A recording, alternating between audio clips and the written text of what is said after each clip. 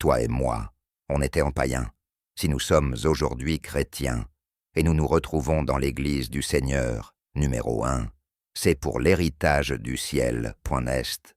Dieu accomplira cette promesse, parce qu'il t'a promis de te donner le ciel, que tu participes à la félicité éternelle.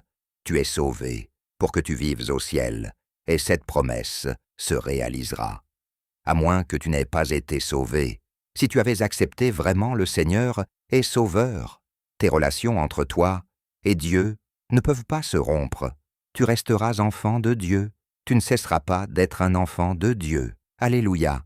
Même si tu tombes, tu n'es pas perdu. Tu as péché, mais sache qu'il y a un avocat.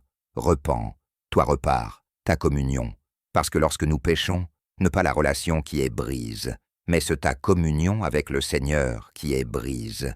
Le péché ne nous enlevait pas l'identité des enfants de Dieu, mais il brisait ta communion entre nous et l'Esprit du Seigneur. Entre guillemets, notre communion avec le Père est brise, et c'est là qu'il le problème.